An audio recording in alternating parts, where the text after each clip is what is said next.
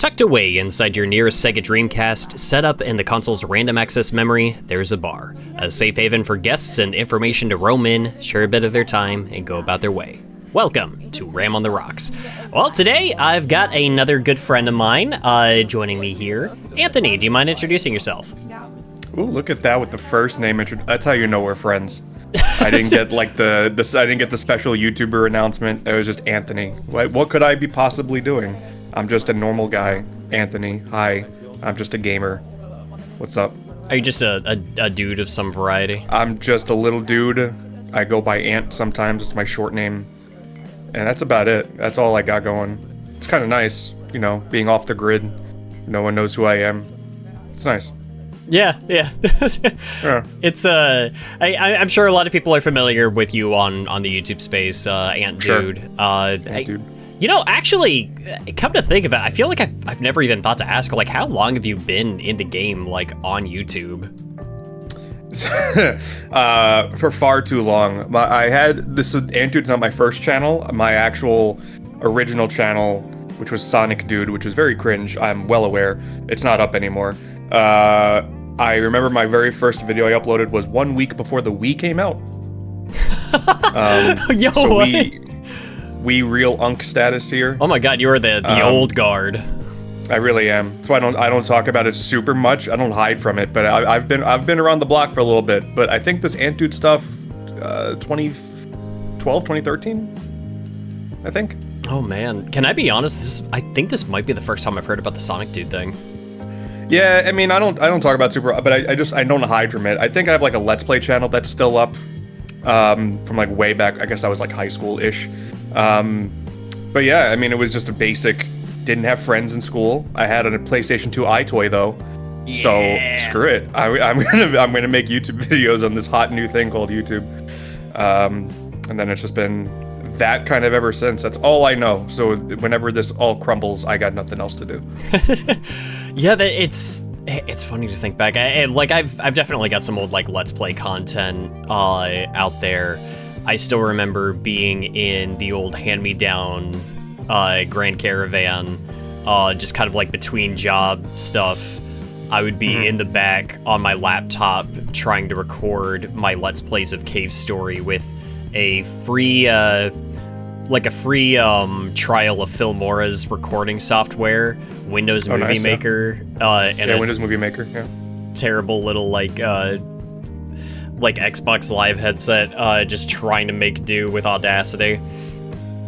Dude, PlayStation 2 iToys also took in audio, so I didn't have a microphone. It was just all one source.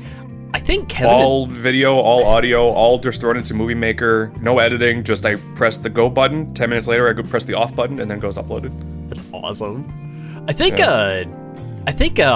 Kevin and I actually experimented with a couple of different, like when the Switch 2 first came out. Oh yeah. Yeah, we were playing with like the different USB cameras that were compatible with it, and we did try the iToy. Yep. Classic. Terrible, but classic. Yeah. Oh man. Yeah, and I guess you and I have known each other for. Well, shoot. I guess like our first time meeting. Was it the same that Too Many Games 2021 where I met Nick? Yes. Yeah. I remember like the first bit of like conversation I could think of to make was like, hey, I think we've got the same desk from IKEA. That checks out. Yeah. That checks out. There's a little bit of that, and then a little bit of, did anyone tell you look like Scott the Woz?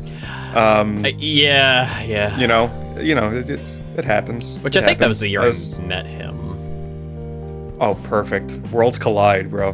Worlds collide. Yeah, that was that post-pandemic. I was introduced to you, Nick, Cyrus, all of them. Yeah.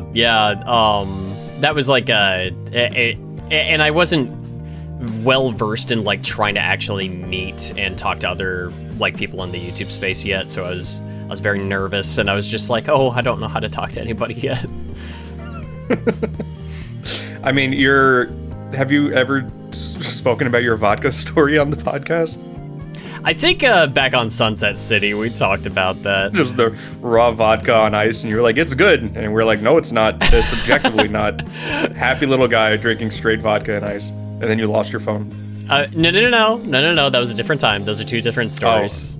Those are foolish me. I always feel bad. I feel like I'm always making a fool out of myself at these. No, it's fun. You always get stories out of conventions. It's nothing to harp over. True. I do remember, like, honestly, like, probably one of my favorite con stories was probably you and me, like, sitting up in the hotel room playing Crash Team Racing off the little screen on my PS1. Yeah, that was a good time. That's like the only, I think we're the only two who have played a multiplayer CTR game in like the last decade. Yeah, probably, especially if we're talking like PS1. But yeah, that was fun though. Yeah. Oh wait, yeah, no, because that was when you showed me the blimp game. Yeah, Kaze no no Tom. The hop balloon game. Yeah. Yeah, that was good. I remember Naveed was trying to get that up and running. Yeah. Because they had like something set up over there for that. I think that it's again. I'm probably just mixing up like a bunch of different events altogether. Because you're always drunk on that vodka, so all your stories be coming together, you know. Oh yeah, I know. It is it is. Let me just say for the audience, I am not revealing Wayne to be an alcoholic. This is a bit. This is not to be taken as gospel. Just I don't know. Everything a YouTuber says gets taken at face value, so I'm just making sure. Yeah, for sure. If it tells you anything, like conventions and stuff are like some of the only vacation time I get, so it's when I sort of like let loose. Like 2 months ago, I got like a 6-pack of like bottled Blue Moons, and I still have one in the fridge that I will take out, decide I'm actually not in the mood for it, and then put it back, and it's just been there for weeks because I just don't drink enough for that. Same. But at conventions, it's party time, you know. Yeah, calories don't count on conventions. Man, I've been trying for the longest time. I had a buddy one summer that was really trying to help bulk me up, and we were doing our best, and I could not for the life of me get over 120 pounds. I still don't think I'm above that. You're a little man. Yeah, it's like I got height. That's about it. Yeah. Are you trying to bulk up? I think that just means to like just go on a treadmill for 2 hours and eat like a whole thing of like a whole package of steak every day. I mean, at the very least, like I feel like I could be doing more to build up like some sort of like form definition, you know, maybe a little bit of muscle if I can't gain a whole lot of other weight, but sure. I mean, don't we all? I'm in the process too because we're going to Japan later this year. So I'm like, if I want to look good in photos, I finally have like an actual goal instead of just doing it for my own benefit. You would think that's all you need is your own benefit, but now I have an actual end goal, so. It helps to have that like, that middle point of motivation. Mm-hmm. Yeah, I think my roommates are planning on going to visit Japan for their honeymoon after they get married, so. Ooh. Yeah. I'm going strictly to get a Wii Remote plush from the Nintendo Museum. Yeah. And that's it. And then you're just hopping right back on the plane from there, That's it. Or are you walking? And the Kirby Cafe. And I'll go to the Kirby Cafe. Oh, okay, there you go. That's it. I got my two objectives. I would love to visit. Japan at some point in my life. Yeah, we kind of just got tired of waiting. And I know that's like it's a relatively privileged thing to say, but you know, we've been saving up for quite a while. And it's us and a bunch of buddies. And we just said, F it, no more talking about it. And it helps when you're being peer pressured by buddies. Oh, sure. So yeah, we're going very early December. I'm not gonna be home for Metro Prime 4, and that's the kick in the ass. That's like the big, half joking, man, do I cancel this trip? I've already waited how long for Prime 4, and I'm not really gonna get to play it because I'm not gonna play it. I'm not gonna buy it and play it while I'm in Japan. It was very funny. I was in a call like streaming with Nick during the direct, and they had like the announcement, and of course like the big takeaway for me is like, oh sick, we finally got a release date. But they were like showing off the motorcycle and everything at first, and I was like, oh sick, like Samus on a bike, all right. And like I kept looking at it, and I'm watching the trailer, and like a couple of seconds passed, and I was like, actually I'm not sure how I feel about this. And by the time the trailer was over, I was like, I don't like the bike. And okay, so that's where you're at on that. I'm a little tired of open world elements kind of getting shoehorned into a lot of games, and I'm especially tired of the only transportation device we're given to move around in them is a motorcycle. We did it with Link, we did it with freaking Pokemon, and it's like I said something on Blue Sky the other day where I was just like, I could totally see like Zero Suit or like casual Samus like in the on a motorcycle, but like something about seeing the power armor on it just doesn't fit for me. And the biggest problem I have was get that giant empty ass desert out of my Metroid game. Like that's the real thing that's getting me. Okay.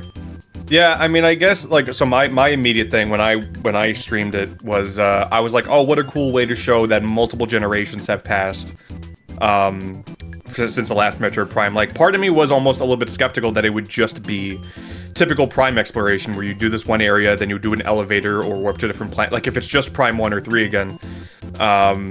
So this, like, I was a little bit more optimistic, mostly when you get the motorcycle into whatever that kind of technical lava-looking area is. So if it's like an open world that does somehow connect all the areas of this one planet, I think there could be something cool there. And I would have to assume that there's stuff in the open world, but I can't tell if people want that or not because they don't like open world stuff anyway. So I don't know. And my thing is, like, I feel like it's not fair to criticize it too harshly until I've actually played it and gotten a chance to see, like, how it's handling everything. So, you know, reserving judgment until the product actually out, but I this think is the closest to, like, a new Jak and Daxter game we're probably ever gonna get, so. Man, yeah. It's actually getting to about that time. I play through the first Jak and Daxter at least once a year, and I think last year I decided I'm gonna, just start streaming like my yearly playthrough of it. Yeah, go for it. I just did that with Sly Cooper. Oh, okay, yeah, I just went through all the Sly Cooper games again. Because I'm obsessed. I think I've told you, I'm obsessed with the retro achievement platform. Yeah. Online. And they have all the Jak games, so I'm gonna be at some point I will be getting into that. But yeah, like normally Spyro and Ratchet or Sly are normally the ones that I try to touch every year. Jak is good. I love Jak, but the other ones take priority. I know our mutual friend Allie has also been streaming the Jak and Daxter games, and so I was watching her play through Jak 2, and I think we're in a similar mindset where we can't bring ourselves to hate Jak 2. Yeah. But Jak 2 has stuff that we hate. Yeah. The only one I actively obviously don't like is Lost Frontier. Yeah, Lost Frontier is a weird one, because it's just like, you kind of see semblances of it legitimately trying, but then it's just, that's about all you can really say about it. Yeah, I think they make for interesting development stories. I know Golden Bolts have done really good deep dives into all the madness of the developers changing hands and whatnot, so like Lost Frontier I kind of respect. But it's a bad video game. Yeah, many such cases. That's one that's like, I guess. What's the better version, PS2 or PSP? See, it's kind of like this weird age thing now, because there was like whatever 5-10 years ago when all those platformers were all the rage for YouTuber comments, and there were very harsh debates, honestly, about PSP versus PS2, and I think it's insane. I think PS2 is better. Yeah. But they're both bad. So who really cares at the end of the day? I remember, but I think the PSP one, I think like, can't you like hook it up to Jak X or something? I don't know anymore. Man, sure, I believe you. I don't. Yeah, I don't know. I know you can do that with Outrun 2006. Of course. That game's great. Good classic. I love Outrun. Have you played Outrun, Ant? No, I have not played it. I played one of them. I couldn't tell you which one. I mean, there's not very many of them. Yeah. Outrun's very good. But that one would let you, like, just kind of, like, transfer over stuff, and I think you could unlock different items and stuff that way. Actually, funnily enough, I'm pretty sure Kevin Bolt, I'm just gonna start calling him that. That's what I do, yeah. Actually did a video fairly recently about PSP games that unlocked PS2 content. Yeah, I remember that. Yeah, that was a good one. Yeah. I won't tell him to his face, but I like his content. Yeah. I don't know if he... I'm not gonna give him that little ego boost. Don't want to go into his head, you know? No. Oh, man. So, I feel like, this is the thing I like about this show, is that we could just kind of veer off topic and just kind of do whatever. But we actually did kind of go into this looking to start off a particular topic, and this is one that I've been interested in speaking about because it's obviously something you're much more well-versed in, but I definitely do have a history with the character and with the franchise, but I thought it would be fun to talk about Kirby. Yeah, I know a thing or two about that little guy. Yeah, you know little Kirby. Yeah. For a second there, I was thinking about bait and switching to SpongeBob, but... I mean, I know a good bit about them, too. Dude, that new Tides of Destiny, whatever it's called, looks really good. I'm actually excited. Yeah, there is a new one coming out, isn't there? Yeah, and it looks like it'll be good. Cosmic Shake was really good, and everyone kind of shrugged it off. It was good. Yeah, okay, so Cosmic Shake was that more recent one that they did. I feel like I just didn't hear people talk about that one much, but I guess it was solid. I mean, the easy selling point is if you like PS2 era platformers, it's just a really polished PS2 era platformer. You know what's funny is like a guaranteed 7 out of 10, 8 out of 10, not a 10 out of 10, but if you like that type of game, then it's awesome. It's like an actual sequel to Battle for Bikini Bottom. See, that's the funny thing. My metric has always been the SpongeBob movie game because that was the one that my sister and I had as kids. I have still never played Battle for Bikini Bottom. Wait, so you played the movie game and not Battle? Yeah. Oh, weird. Yeah, I never had it as a kid. Sure, okay. Yeah, I mean, if you come off as a guy who would like PS2 GameCube era platformers. Oh yeah, I love that. That'd be right up your alley. I know one that I've been meaning to like actually spend time on and haven't played much is, you ever heard of Haven, Call of the King? Isn't that garbage? Pretty sure it is, but that's the fun part, you know? Sure. Yeah, sometimes, sometimes you just gotta play some games that are just like, they got the heart and nothing else. Yeah, I rep the hell out of Vex. I think Vex is sick. Who the hell else is talking about Vex? I played Voodoo Vince a couple years ago. I've been meaning to play that. It's not bad, It's not a bad little platformer. I love that era so much. Well, it's especially since like I've been collecting for OG Xbox a lot more recently. Sure. And that's a game that just like keeps calling back to me. It's not bad. It's like I can't think of another game of that like theme. Yeah. It's like Mardi Gras kind of looking. Like the whole game is like that. It's really cool. Like Day of the Dead kind of. It's sick. I could rave about GameCube PS2 era platformers until my lungs blow out. Like it really is like my favorite thing, I think, under the sun. I adore them so much. I mean, I'm not married to the Kirby topic. If you'd rather switch over to that, we can do both. I don't care. Fair enough. I'm just here. Kirby's the easy one, but I can talk about these platformers too. Yeah. I know like one that's maybe a little bit more basic, but like I absolutely loved as a kid. And it was one that I never owned. It was just one that we rented, and I had a blast during the time that we had it. It was Ape Escape 2. Okay. Yeah. Yeah, and that was like, got home from, had some pizza and popped that in and just had an absolute ball. Loved that game to pieces, but never got a chance to actually own it. Yeah, no, Ape Escape 2 is really good. I think 3 is superior, but 2 is very good. Ape Escape I love so much. Like, the Ape Escape's a weird franchise where there's the trilogy, and they kind of obviously expand the scope in each one. But there's like a good dozen spin-offs, and they're all weird. Like, the Nintendo fan in me has tried to make that a thing for content for a while. I tried to shine some more light on Ape Escape, and obviously that franchise is now deader than dead, but there's a lot of really cool spin-offs for that one. Like, there's like a demo disc with Ape Escape 2, and I think, oh no, not Ape Escape 2. It's Parappa the Rappa 2 and Ape Escape 2001 that was a McDonald's disc. It's just weird. Man, demo discs. Demo discs are fun. I remember I was doing something at one point. I've mentioned this on the podcast before. I need to get back to doing it again, is just streaming a demo disc night where we just pop in a bunch of demo discs and just see what's on them. The PlayStation 1 demo discs are like the coolest thing. I had a lot, because I had the PlayStation magazine. So there's a lot of games that...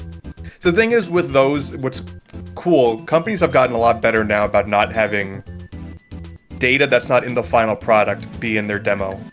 Yeah. But it's so fun going back to PS1 and PS2 demos where there's a ton of stuff that was never in the final product. Yeah. It's so cool to me. And just noticing like the weird little differences. It could even be in something small like sound effects or the UI where it just wasn't finalized yet. Yeah. I remember, like, I had a demo disc for Jak and Daxter, like the first one, and I remember popping that in. I don't remember what was different about it. I just remember there was something that stood out to me, like, oh wow, that's not how it ended up later. Yeah. You're a Sonic fan, right? The Sonic Heroes demo that came with Mario Kart. Has a different voice for Omega. Did it really? Yeah. I don't think I ever noticed. It's like not a robotic voice from what I can recall, but it's definitely a different voice. Oh, that's funny. Yeah, because I definitely played like that demo on the Mario Kart like demo disc. Yeah, it's a different Omega voice. I remember trying out like, I think it was like the Rogue Squadron. It was like the Star Wars demo disc that was on there, and getting like really confused once I was in a ship. Like I had no idea what I was doing. Man, see, I kind of love that though. Yeah. I have this very nostalgic memory of playing the demo for Armored Core 1 on PS1. But I was like a child, and I liked my colorful little platformers, and then I booted up Armored Core, and I had no idea you weren't ready to be what was going on, and I was horrified. That's good. Gotta throw you right into the deep end. You better learn how to grip that controller, son.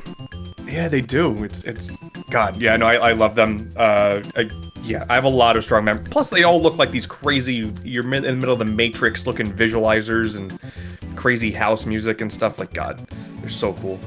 Yeah, man, that's like because stuff like that was such a vibe. And I think I miss a little bit of that. I miss just sort of the grunginess from that era, and that could just be me being a little nostalgic. But you know, I loved that. Yeah, shout out to Cat Icarus. He did a really good video on demo disc that I get nostalgic for whenever I watched that video. Yeah, which actually, funnily enough, I might be having him on the show at some point in the near future as well. Friend of the show, Cat Icarus. Yeah, he's another buddy. Yeah, he got to do that TEDx talk recently.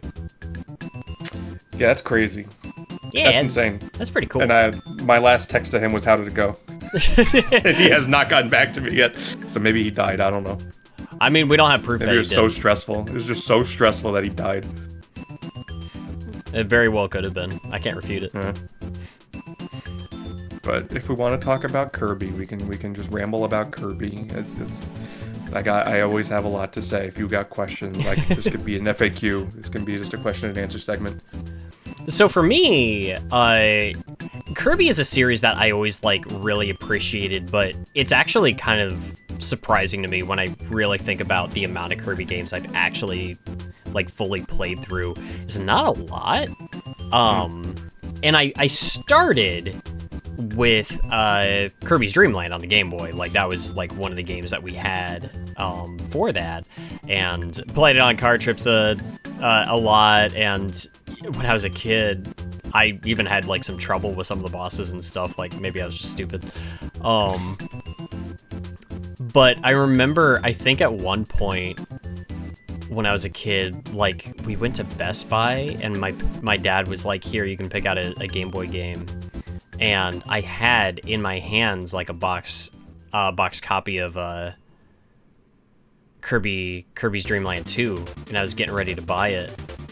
and then for some stupid reason, I changed my mind and got Buzz Lightyear of Star Command for the Game Boy Color instead. Ooh. And that's not a good video game. No. So to this day, I've not played Kirby's Dream Land 2. Man, okay. Yeah. So it was like, that was the big one where I got introduced. I think the Kirby game I by far put the most amount of time into was Kirby Air Ride. Okay. So, yeah, Ride's really good.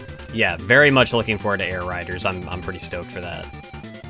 Yeah, I got to play it. It's really, I don't know if this segment I got to now say product or whatever. I got invited at Nintendo America I got to do my FTC disclosure probably.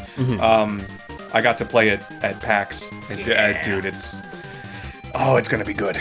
I'm excited. Yeah. I remember like somebody showing off, like there was a screenshot from it, and they were like, "Man, these are just Dreamcast clouds. It's great." Right? Yeah. Like the environments in the background and stuff. Yeah. And of course, I love how they were even like, "Yeah, no, we understand that the main event people are looking forward to is City Trial." Yeah. And dude, it's good. It's very good. Yeah. It doesn't mess with the formula. It is just more City Trial, but bigger. It's perfect. I'm looking forward to giving it a shot. That's November that's coming out? November 20th? Okay.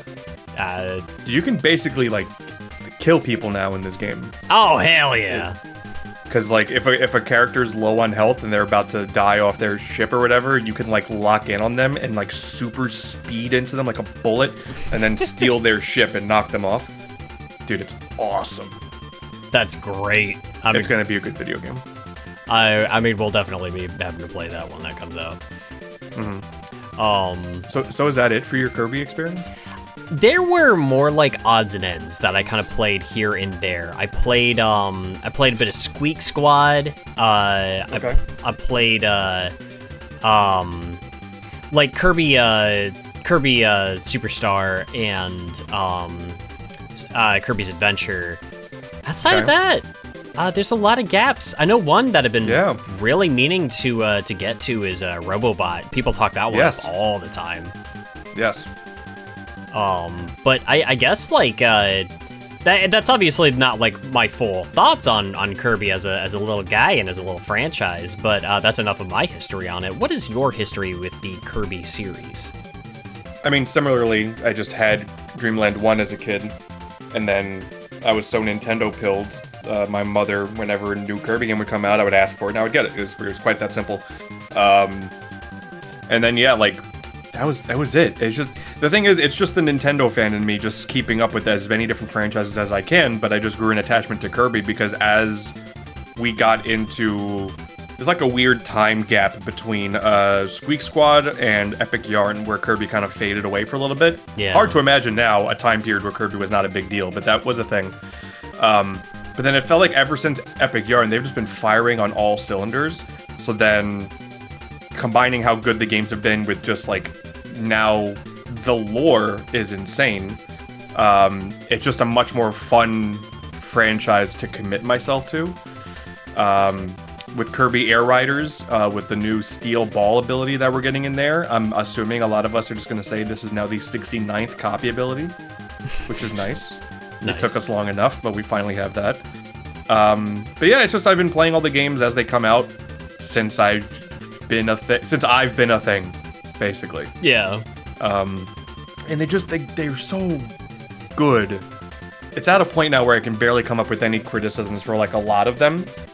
And I'm watching, like, Nick is slowly playing through them now, and he beat either Forgotten Land or Planet Robobot, and he just texted me, and he was like, this is what Sonic fans have been wanting for so long with how bombastic the end is, and Kirby fans have just had this forever. I'm like, yeah, Miro, that's what I'm saying. Oh, shoot, that's another one, was Forgotten Land. I played that, too.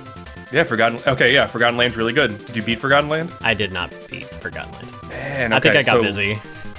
Okay, yeah, there's a lot of good stuff in Kirby games. They are easy, but there's just a lot of good. And yeah, Planet Robobot on the right day is like the best one. Yeah. And there's been all these rumors and rumblings that they're going to remaster it for Switch, and God help me if they do. That would be glorious. Well, if not, I do have it downloaded on my 3DS, so... Nice. Yeah. Do you know that those are actually surprisingly easy to mod? You I can son neither of a confirm or bitch, deny. you started that. I can neither confirm or deny this. I'll hear my friends and coworkers like spout off with that, and then I'm just sitting there like, yeah, I know who to blame for this. I can neither confirm or deny the process. I will say that I am not the one who started it. Oh, okay. I just revived it, and it came out. It happened at the right time. Where then like, oh, I guess I'm gonna be annoying about this real quick. That all happened when I was in the process of moving across the country, and the serotonin I was getting from driving people insane on my Twitter feed was what got me through that trip. There were a lot of people on my feed who wanted me dead, but I was absorbing it because I needed something to not make me lose my mind moving across the country. That was a good time, but I am not the first person to say it. I remember I saw a tweet initially that was like, it was like someone coming out as trans, and there's someone was like, I'm trans, and someone's like, okay, cool, and then that same person going, but did you know? All right, cool topic, bro, but did you know that it's actually pretty easy? Like, that's and I awesome. just saw that tweet, and then I just revived it like 2 years later, and then I guess now it's my mark on the industry, but it's not. I mean, I guess, typical YouTuber just stealing someone else's bit. That's just part of the, yeah. H. Brown guy's gonna come after your ass. It's happening. That's fine. Yeah, Kirby's good. You should play them. Kirby is good, and it's like, it's a series that's, I've never avoided it. Like, I've never, it's not out of a lack of interest that I haven't played a ton of them. It's kind of like, there's a few series where I'm just like, hey, what I've played of this I'm super into, but for one reason or another, other stuff gets my attention, life kind of pulls me in a different way, and I just don't get to it. I think the thing that you would gravitate towards is if you dived into it, the lore and a lot of different elements of the more recent Kirby games is actually quite insane. There's like an ancient civilization now. They're just probably called the Ancients. That you only ever get little blurbs of this stuff through like the pause logs and whatnot, but like in the Forgotten Land DLC, I have to go into a deeper dive into this in a video, but there's like, they added a music track from this character called Nachel. I don't even know how you pronounce it. It's called like Nachel's Unfinished Track. That's not a character in the game. It's the character who sings the theme song for Forgotten Land. Had a second song that adds a lot of lore to what the Forgotten Land is. And it's kind of insane. It kind of ties back into Return to Dreamland with Magalore and the ship that he had. There was like this weird, evil religious cult in Star Allies. Like, yo, what? I swear to God, there is like a ritual that this character Highness is trying to pull off in Star Allies that summons like an evil demon being, where it's almost like this weird kind of multiversal Kirby thing, where like the villain in that game is like an alternate Kirby who never got to experience joy, so he's evil. Swear to God, I'm not making this up. Wait, I remember one thing that I kind of latched onto with the trailer for Air Riders. I think a lot of people were pointing it out, was that like Dark Rider at the end of it. Is there any like lore stuff that's pointing to what you think that is, or is that like a new thing? So what my current guess is, and it would be cool fan service, this is Sakurai's first Kirby game since Air Ride. He does not touch the franchise. He's not a sequel guy, yeah. Yeah. I am hopeful that it's just somehow a return of Dark Matter from Dreamland and 64. Dark Matter has not been a thing for a long time. That is the easiest, and it sounds like something Sakurai would do, because he didn't have his hands on any of the other crazy lore that's happened since. It does kind of take the form of DDD. I think that's just to give him a playable state. I don't know. We're recording this like right after the main Nintendo Direct, where they announced a second Air Riders Direct, and I imagine that's where we'll get some kind of story mode, I guess. Air Ride doesn't seem to lend itself to story mode, but Sakurai does like to just cook whatever he feels like. So I got no idea whatsoever, but I would have to assume it's dark matter. And that's kind of exciting. Did you see that there was I don't remember his name. I think it's Taco on Twitter, TAHKO. I could be wrong, but there he did like a lore deep dive into the original Air Ride. No, wait, I saw this with the there's like the murals that have like the like these three-eyed beings. Yes. Yeah, I did see that.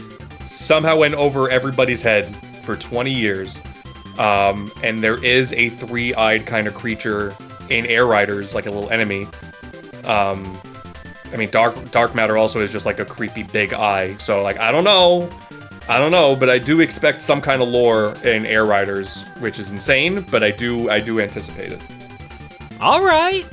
Yeah. Hey, man. Like, honestly, it would be fun to see them like actually play around with that a little bit more. I know like a lot. And they'll make an amiibo on it, and we'll all buy it. I'm a little tapped out on the amiibos. I'm honestly like trying to figure out if I'm gonna spend the money on these new Metroid amiibos coming out, because I'm just like, I don't know if I feel like dropping another $100 on amiibos right now. I just don't know if I got it in me.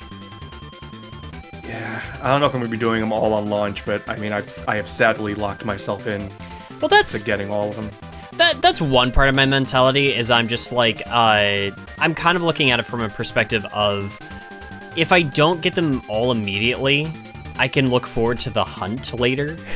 Mm-hmm. Like, they'll be out there, and then like I can actually have the fun of like looking for them at conventions and stuff, and like actually trying to track them down, which is sometimes more fun than just getting it immediately at launch.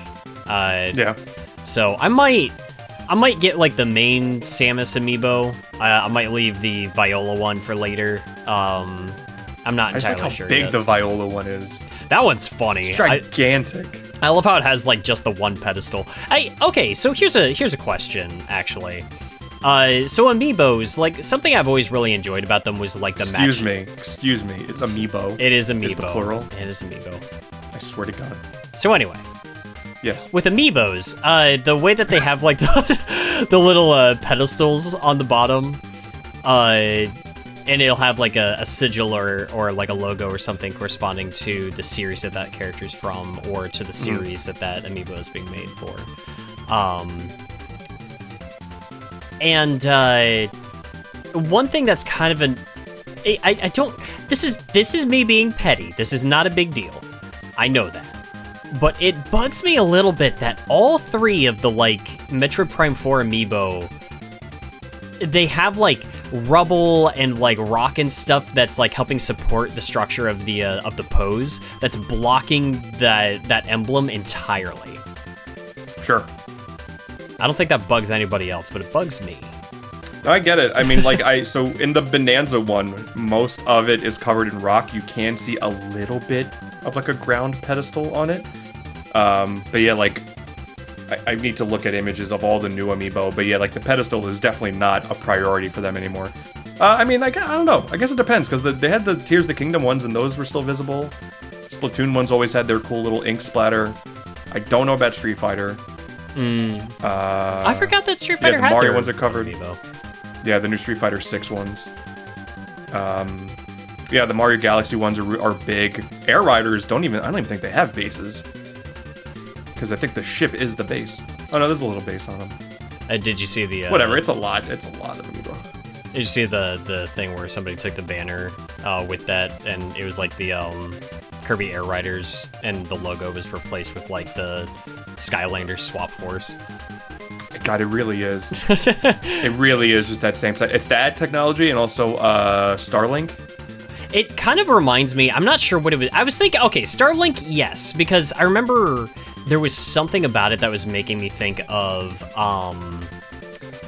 like when they were talking about doing like the transforming like R-Wing amiibo that they never got around to making. It's not the same thing at all, but for some reason it just made me think of that. Sure. I always kind of wish that they had actually done that, but then again, like, how do you put that onto a stand? I think is kind of where that, you know. Dude, at this point, I don't know. There's just, didn't they announce a while ago that they were making an amiibo from like the giant structure thing from Tears of the Kingdom? Weren't they making like a construct? They were making like a construct. Yes, yeah, for and that's still to be seen. The Age of Imprisonment, I think it's supposed to, yeah. Yeah. People were. I got reminded of that, but like, there's that, and that thing's gonna be gigantic, and that's gonna be the most expensive one. But that'll be another big one, and very like the Samus on the ship is gigantic. The Street Fighter ones, have you seen them up close? No, I haven't. They're ungodly big. They're ridiculously big. They're like the biggest standard amiibo yet. So they could get an R-Wing if they want. Yeah. They're gonna very clearly wait for another Star Fox game, which they're definitely working on. Obviously, yeah, it's gonna come out right alongside the new F-Zero. Yeah. Where it comes to like amiibo collecting, I definitely had a bunch of them at first, and I was really going hard on like collecting a ton of them. And then I think I was in college at the time that I was just like, I really need money, and these have value, and I need to offload these. And so I got rid of a bunch of them, and it kind of turned me off from collecting like a bunch of different kinds of them. So I stopped collecting Zelda amiibo. There's just too damn many. And then I've whittled it down to the three franchises that I collect amiibo for, and as of right now, those collections are near complete, and that's Metroid, which I've got all of those loose and in box. Nice. Shovel Knight, which I have all of those loose, and I have almost all of them in box, save for the just standard blue Shovel Knight. I do not have him in box, but I do have him loose. Interesting. Okay. I've got the gold one. Nice. And then Xenoblade. I need my Xenoblade babies. Nice. Like, yeah, for sure. I love that series so much. Yeah, absolutely. And I think the squishy Metroid is pretty valuable now. It is, which is wild because I've got duplicates of that one. I've got the loose one and the inbox one.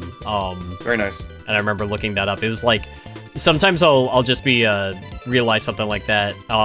There was a re-release that Bandai did for Digimon World Next Order, which had a PS4 release, but like just last year, I think it was, it got a release for Steam and Switch. Okay. Physical copies for the Switch were only sold through Amazon and Bandai's website. And I ordered it off of Amazon. I should have ordered it off of Bandai, because if you pre-ordered it through there, you got a little beanie that matches one that a character wears, and I'm sad I don't have that.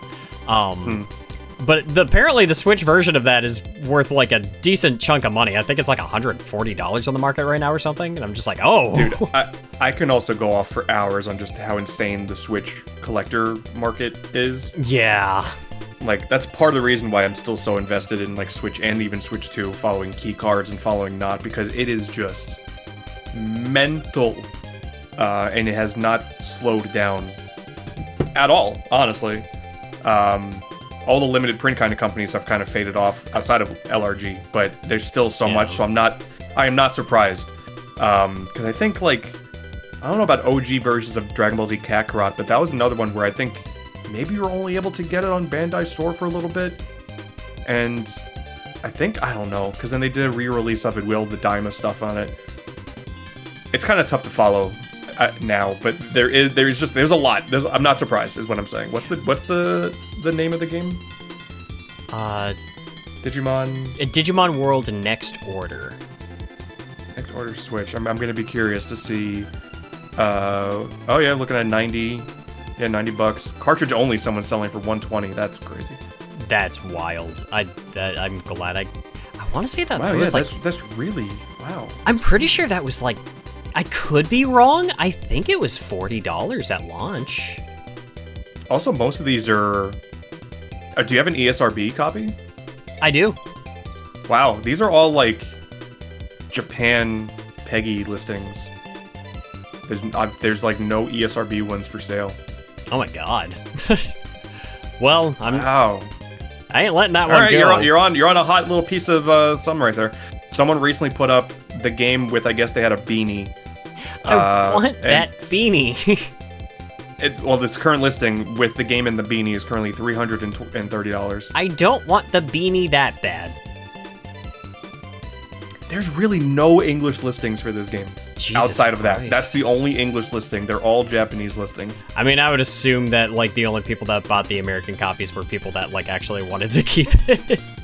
Sure, but that's yeah, man, Switch collecting is insane. It's funny, too, because that game was on sale for, like, $5 earlier this year.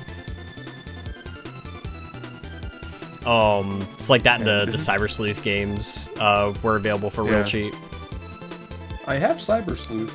I just haven't given Digimon any time, but I own that one. Is Cyber Sleuth the one where that's the combo pack? Is it Cyber Sleuth? Yes. I have that. Cyber Sleuth is a good game. I think Hacker's Memory, which is its like sequel, it's a better game. I honestly think mechanically and narratively, like the story of Hacker's Memory is a lot stronger for sure. But when I talk about it, it almost makes me sound like I don't like Cyber Sleuth, and I do. I like Cyber Sleuth a lot. I've just always been fascinated by how different every Digimon game is. Like, the little bits I've looked at Time Stranger, it looks incredible, and it looks like nothing else that I've seen from Digimon.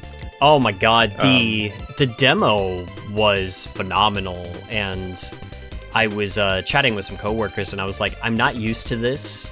I'm not used to the situation where a Digimon game feels more convenient and has more quality of life features and is more polished than some of its contemporaries. Yeah, it really looks like almost the best of its kind. It's funny because when at MagFest earlier this year, I hosted a panel about Digimon video games, and I cited that there was supposed to be a new Digimon story game that we just hadn't heard about, and it felt like it was in development hell for like the better part of like 7 years, and it may just never come. This is that game. This is they've just been working on it this whole time, and I'm sure a ton of different factors came into play, and a ton of different things all happened that probably slowed down progress on development, so on and so forth. Sorry, I don't mean to yap Digimon at you all day. No, I genuinely think it's fascinating. I don't know if I'll ever have the time to really dive into the Digimon games, but I enjoy from an outsider perspective just how much and how they managed to increase the production value with like each one. Because like I know people were kind of iffy on Survive because they advertised it kind of wrong, but apparently people who played it say it's still fine. Oh, Survive's a good game. They just advertised it wrong. I agree. And I think with like Survive, I think a lot of people that are, you kind of have to be in a sweet spot, and I think you have to sort of meet that game where it is. A lot of people that read a ton of visual novels and stuff, for them it's kind of blasé. It's sort of, they've seen a lot of this stuff before, and it's not really all that crazy to them. I've got a buddy whose opinion I really respect about a lot of this stuff, and he's just not sold on Survive. Sure. And he plays a ton of VNs. But I think a lot of people, because of the marketing, thought that it was primarily going to be a tactics game. It's a visual novel, and it's got a bit of tactics in there somewhere. And I personally like the visual novel elements, and I do think that it plays to a lot of the strengths of a visual novel, which is replayability and discovering new routes and stuff. I think they find an interesting way to change. Like, one of the core aspects of Digimon that's always helped it stand apart is the non-linear evolution system, and like how they change form based off of different parameters and how you raise them and what their connection to you is like. And in a visual novel where you've got kids getting like murked in some pretty horrifying ways, And there's like some actual like survival horror like elements going on here.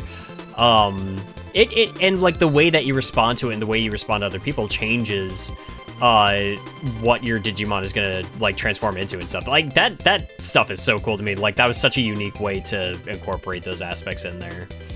It's funny, the way you talk about it revalidates my thought that you were going to really like 100 Line whenever that time comes. At some point I really need to... Because that too is primarily visual novel that also has tactical RPG elements. Yeah. That's one that scares me, but it's just like, if I had all the time in the world, I would play it. Sure. I just feel like that's a game where I would not feel satisfied until I've gotten every ending. I'm about 50, 55-ish hours in, and I think I'm at 26 endings. I think. Yeah, see, it's so daunting, man. I'm just like... People who have fully beaten it have posted on Twitter that at like 150 hours in, they got all 100. And I mean, like, it's not... I've put that amount of hours into games before. I think within a month of Xenoblade X Definitive coming out, I sunk like 120 hours into that. Nice. And then managed to lose my mind because I loved the ending and very few people seems to even like it. I'm going to be getting back into that soon. I was waiting for the Direct to tell me if whether or not they were going to do a patch or whatever. Yeah. And it still ran fine, but the fact that they didn't, I'm like, okay, what do I have to wait for then? I'll just play this, and then if they patch, like, them all, I'll, like, play one again or something. I was waiting for something very specific, and I think it may have been a little bit silly for me to expect it at all. Well, I will work towards it again very soon, and then we'll be able to talk about it. Yeah. Yeah, because I would love to chat with more people about that game, especially Chapter 13. I think I'm on 7 or 8. Okay.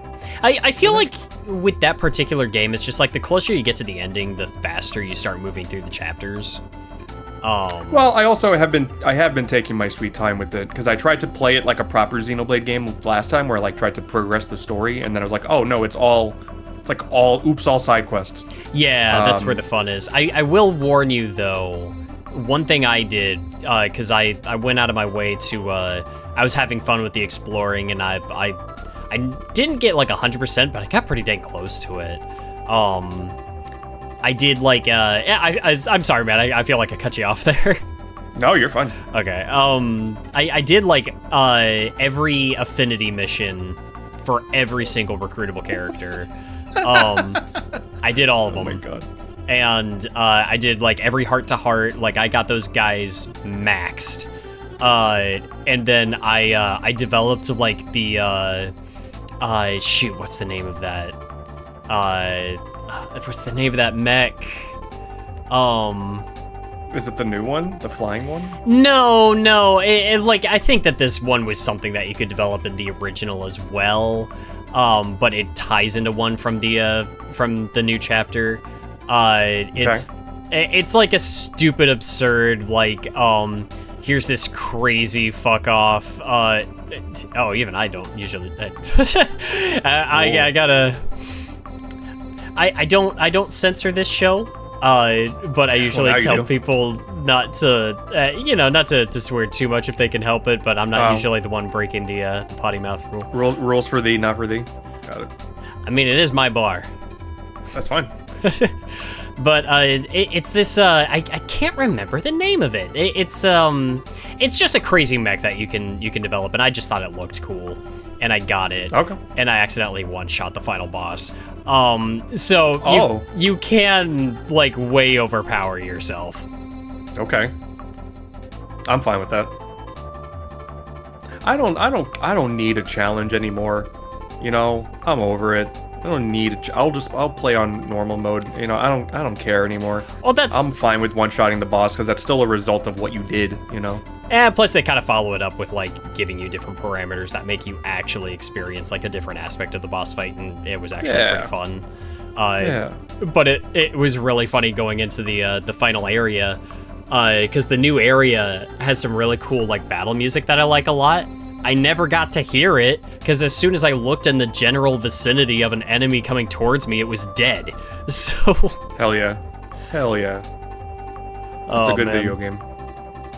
I pretty good video loved that game, and I've talked about it on the socials.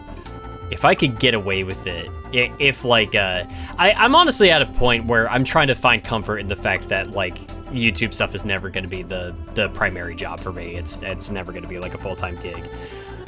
If it were though, I know that I would go like full steam into a series about the entire Xeno franchise, starting with Gears, getting into like the Perfect Works book, like going from the beginning, just with everything. I would love to talk about those in depth.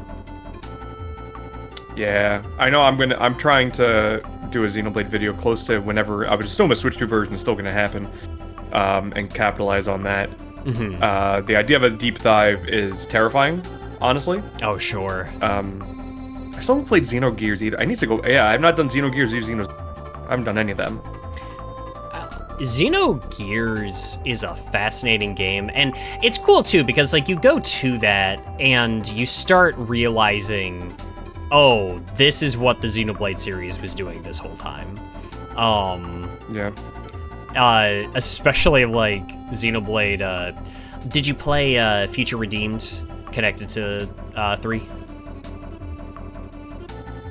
I mean, I know a little bit of the idea that like the Perfect Works book or whatever is like a bible to the story that they wanted to tell. Yeah. And I know a little bit of, was it Future Connected? Was that what it was in 3? Future Connected was the definitive edition of the first Xenoblade. Future Redeemed. Future Redeemed. Future Redeemed was the DLC for. That has a few little nuggets of like Xenogears in there. So whether or not this results in anything, I don't know. But they clearly know how to like make a gigantic universe. It's funny too, because like a lot of the times,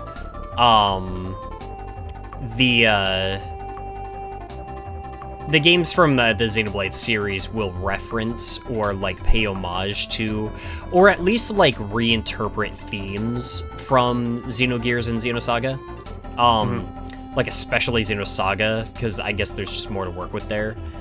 But there are times that I suppose I can't get too deep into because I don't want to spoil you, where it just feels blatant. And it's just like, hey, yeah, no, this is exactly that. We're not beating around the bush. This is this. Yeah, the only main thing I know is that there is a character that is named in 3 in the Future Redeemed. It's really there's like a commander or whatever is like explicitly named. Yes, there is a direct name drop of a character. It's funny because like as someone who has not played Xenogears, when that one cutscene plays, I was just like absorbing it. I was like, oh, this is a neat looking environment. This is very different. This is kind of cool. Oh, so you did play that? Yeah. No, I did play it. Okay. Oh yeah, 1, 2, and 3. I've done everything. Yeah. So when I watched that one cutscene that has all that Easter egg stuff, I'm like, this is a neat looking cutscene, and there's stuff going on in the background. Cool. I'm looking at the environment, and it was afterwards. People are like, no, this is actually one of the biggest cutscenes in the entire franchise. And when I did a deep dive into what it meant, it's insane. It's absolutely insane. And like, if it results in anything, I don't know. Yeah. But it's cool. It's like that. I remember seeing that cutscene, and there's a logo that shows up, and I guess for anybody that doesn't know what that is or what that connects to, I'm not gonna spoil it here. But there was a logo that showed up on a radio, and I was just like, "Yo, what? Oh, we're just doing this." Yeah. Yeah, it was cool. Very cool. Anyway, this is not a Xenoblade spoiler cast as much as I like video games, bro. I'm a gamer. Like game. Oh man, you know, fun. You know Kirby. It's kind of cool. Yeah, Kirby's kind of honestly cool. Lore drops in both. There's a continuity there. There's a lot of crazy stuff in the Kirby franchise too. There's some depressing backstories in some of the Kirby games. I could imagine you could probably do stuff like that. I think like one of the first that I played where I started noticing some like really blatant like more traditional storytelling was like Kirby 64. Sure. but I got a feeling it goes before that. Like Kirby 64 is like a microcosm of lore compared to everything else. Yeah. Like 02, it is very cool, but that is like the final story of Dark Matter. That's just it. It's just the final form of Dark Matter, and then he's dead, at least until Air Riders, I guess. But no, like you know Susie from Planet Robobot. I'm sure you've seen. Yeah, because she's in and I know that was like some people were just like, oh, they don't. I guess he doesn't hate modern Kirby stuff, and yeah. And I'm just like, just because they don't use it all the time, that was like, I think there was a very similar response to some stuff that was done in Donkey Kong Bonanza. Yes. Yes. It's just like, you guys gotta stop assuming that this company just has it out for like certain aspects of this material. It's just the drip feeding is crazy. Yeah. But like Susie has a very depressing backstory, actually. Oh, okay. So yeah, it'll be one thing where like whenever you get around to it, there's actually some pretty sad. Same with in Triple Deluxe, there's a little bit of a sad backstory in that too. That's only in the text logs.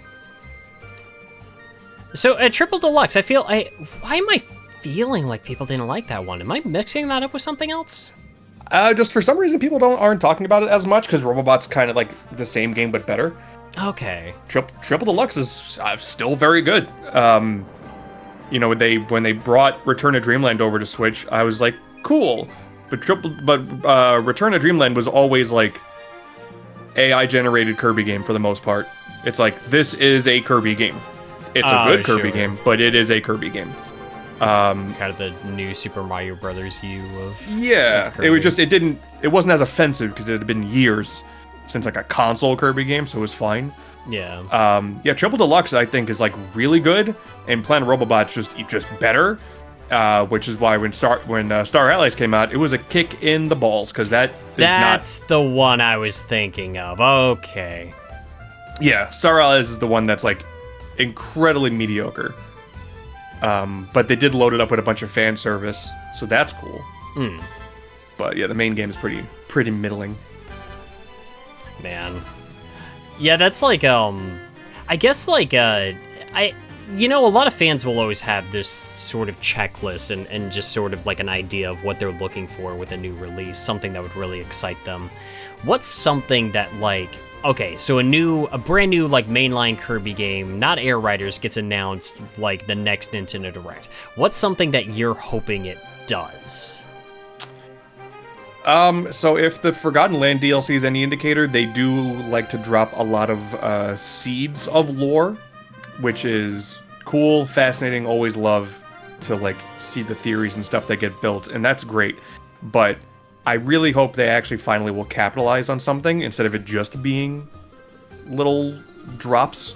Because they are really building up. Like, if you ever look into what the Ancients are in Kirby, it's insane that they're cooking up something like that's otherworldly in this franchise, and you would have no suspicion of that being a thing when playing the game.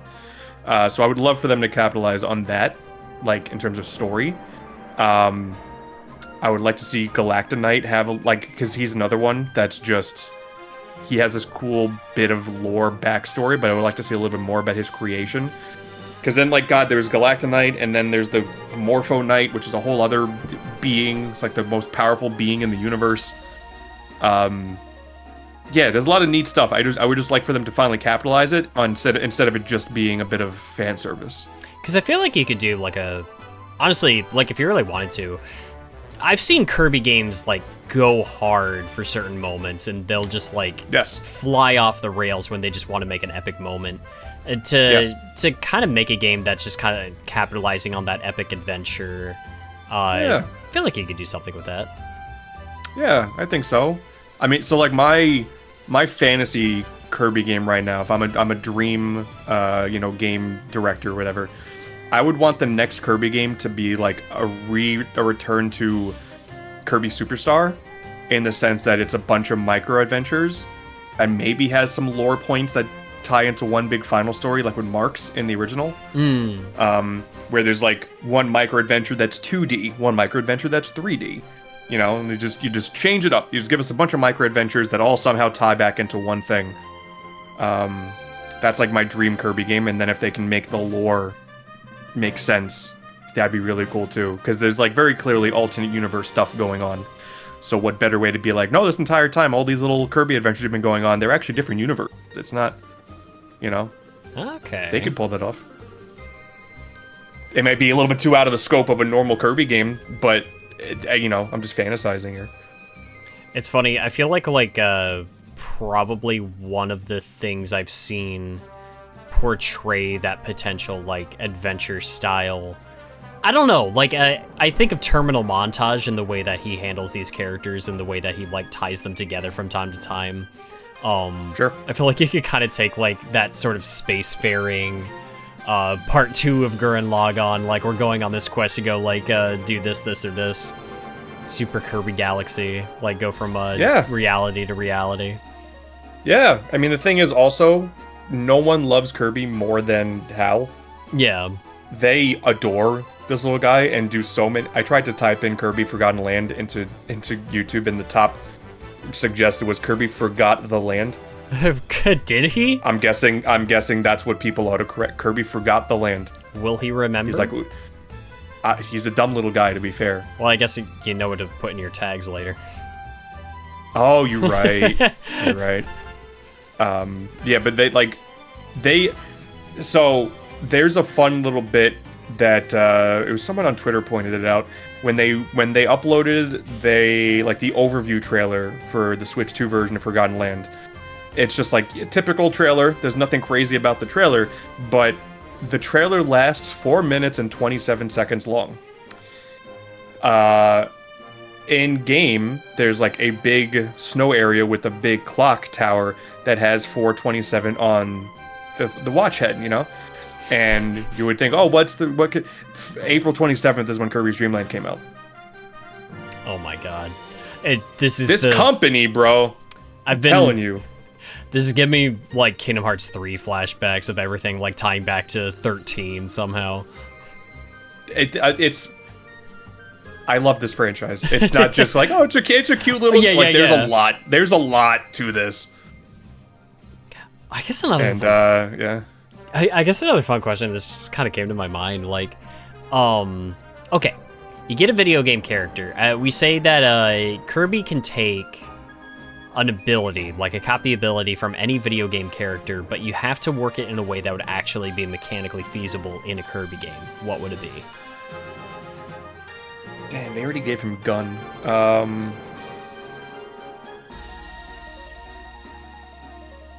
Zombie Kirby could be fun.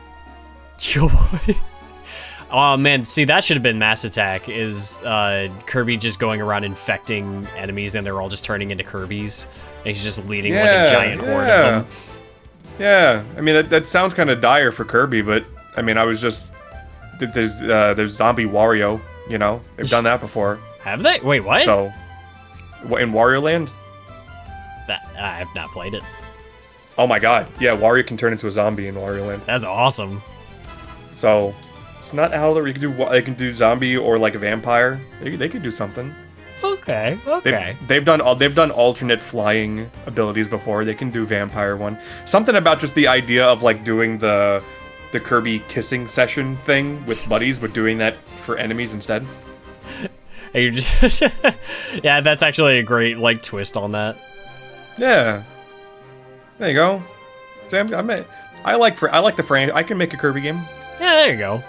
I guess you better get to work. You can make another online multiplayer one that has a dead lobby at launch. That's exciting. When you go visit Japan, you just got to go find like the company building for HAL Laboratories. You just got to like knock on the door. Well, when I get to the cafe, that's the plan. Oh, there you go. I'm just gonna stage a sit-in. Just gonna pitch it to the cashier and see how it goes. Yeah. You want a tip? Here's a tip. Make a new Kirby game. Actually, that joke doesn't even land because they don't do that in Japan. Do you think no like tips in Japan? If we're talking like in alternate universes and everything, and like different versions of Kirby's that could exist in those realities and stuff, do you think that like a canon aspect of that could be the weird messed up Kirby that was in Link's Awakening? Oh, that's Anti-Kirby. Anti-Kirby, yeah. Sure. Everyone is sick and tired of multiverse stuff. I get it. There could easily be something there for Kirby that could be really awesome. Anti-Kirby is something that could be really cool. But I base this whole theory on like how they keep changing DDD's design every 20 minutes. You just do the same thing with Kirby. Like Star Allies introduced a skin for Kirby that was the classic Kirby. Did you see that? Maybe? There's a classic Kirby in Star Allies. It's like classic Sonic. I'll post this to you, and they can just say, "This is alternate universe Kirby," you know. Oh my god! And okay. we can just go on top of all this with these multiple DD designs. And once again, in Star Allies, the main villain is like a weird, twisted alternate universe Kirby that never experienced happiness. It's insane. That's awesome. That's so great. Dude, it's oh my god, it's crazy. Void Termina is his name. It's insane because the final thing is just like a giant circle that looks like Kirby's face, and only exclusively when you beat him in the extra hard difficulty of the battle arena, when you take him out, he has like a smile before he disappears, and everyone's like, this is because he accepts that he will have a second chance at life. Huh. And the song for it is like 7 minutes in. It plays like a weird, twisted, muffled version of the Dreamland 1 title screen. Jeez. Yo, what the hell? This franchise is insane, bro. That actually sounds awesome. It is. I don't do this just because it's cute. I'd say it's a good video game. Of all the franchises I could have attached myself to, I'm really glad it was this one because, like, again, find someone who loves you more than Hal loves Kirby, because they just go all out with this, and so many people don't get to appreciate it because it's all like you have to pay attention. I love when like cute like platformer or just like mascot characters in video games, like when they want to just go ham and they want to just like do something that's like wild. Like sometimes I've seen that work better than in stuff that's trying way too hard to take itself seriously all the time. Sure. Klonoa comes to mind. Yeah. Yeah, that's a good one. I feel like Klonoa and Kirby would be friends. Yeah, but Klonoa doesn't do the numbers for Kirby to even give him the time of day. Damn. Is Kirby an elitist? I think so. I think that's all he knows, because the poor numbers can't get Kirby, cake. So, what use does he have to Kirby? Damn. Am I wrong? I mean, it wouldn't be the first time a little orb with a big smile on his face betrayed him. Yeah. For the record, I obviously love Klonoa. They are both Star Travelers, and I imagine there's a crossover there if Nintendo also looked at this franchise and thought anything of it, which they probably don't. I'm curious as to how how Fantasy Reverie series did. I don't think well. That's a shame. I'm still upset we never got like a physical release for that over here. Yeah. I feel like more could have been done to push it, and it makes me sad because I'm just like, Klonoa is really good. Yeah. I'm wanting to replay them again too, because like the Switch version ran fine. It was like a weird 50 FPS, but now it's a smooth 60 on Switch 2, so I kind of want to just play them again. Oh, true. Yeah, that and Pac-Man World both were games that ran at like a weird 50, and now they both run at 60. That's like the first game I popped into my Switch 2 was actually Bomb Rush Cyberpunk to try out the oh, nice. Yeah, the 60 FPS, and it handles like a dream. It's great. That's still my favorite thing about the Switch 2, man. For all the shilling that people saying I'm doing, I'm so enjoying playing games at 60 FPS now. There's been like a lot of like legitimate performance enhancements. Actually, another one, I guess, to go back to it was the Cyber Sleuth games on Switch. Like the frame rate issues for the original Switch port of that are fixed on the Switch too. Oh, nice. Yeah, so I'd say that's Very the good. ideal way to play that. I started because they were both on mega sale. I bought Saints Row 4 and Burnout Paradise Remastered. Both 60. Yeah. And both are great. It's crazy that they just run super well. So like to me, they're like new experiences. Yeah, that's been like a fun aspect to go back to. I wish I was getting more use out of it. It's just that like I've been working on a lot of big projects this year. All of my videos have been on like long RPGs. Yeah. Digimon World 4. I may not have hated that game like a lot of people were expecting me to, but I do think that my lifespan was decreased working on that. So. Okay. Yeah. Oh. Liking RPGs was a mistake, bro. I wish I never got into them. I will say, I'm currently recording footage for my review of Skies of Arcadia. Feels like therapy. I'm enjoying that process a lot. Okay. The only downside is I have to keep reminding myself is just like I'm playing through this twice because I'm reviewing both versions of this. So. Oh my god.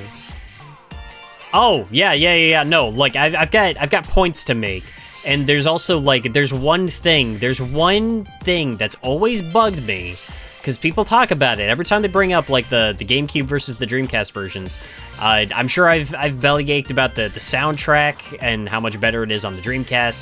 One thing that gets me is people always talk about how much better the encounter rate is on the GameCube version because it was decreased from the Dreamcast version. I'm gonna be honest, it could have just been the time gap between me playing the two different versions of it. I don't think there is that much of a difference, so I'm checking. I have a notebook and I'm logging between like every open area that I'm traveling between where I can make random encounters. I am creating a page and I am documenting how many random encounters I'm experiencing in those areas. And I am documenting proof of if whether or not that's actually true. Maybe I'll be proven wrong. We'll find out. I will have it written in ink. So... And by the time you get this all done, there'll probably be like an actual remaster of it. You know, I'm kind of counting on that. It would be good for the metrics. So yeah. With the run that Sega's on right now, I could see it. I would love to see Skies of Arcadia make a comeback, but it'll just be the second you upload it is when they announce it. Yeah. Then again, I almost held off on a review once, thinking that there was going to be like a remaster or a new port just based on rumors, and then that like new version never happened, and that was like a Gravity Rush. Oh yeah. Yeah, because I remember the year that I think it was last year. Towards the beginning of that year, people were just like, "Hey man, we're seeing leaks of like." There's going to be a Steam version of Gravity Rush 2, and I was working on a review of Gravity Rush 2 at the time, and I'm just like, oh, well, should I hold off on this until it's more relevant? And I'm glad I didn't, because we never got that, so... Wasn't there a Gravity Rush movie happening, too, technically? I think there was, like, a tech demo. They were just kind of, like, throwing around concepts, like a visual element of like some sort of like live action take on that. It was super weird. I don't think anyone ever got a clear shot of it, and it was definitely very... It wasn't even like visually a clear adaptation of like the actual material from Gravity Rush. It was literally just them being like, this is us just capturing the concept of what this might look like if we were to do this. Okay. You ever play Gravity Rush? I've played 1 and not 2. I like those games a lot. I like them too. The vibes are pretty immaculate in them. I want to go back and play through 1 again. 1 is so good.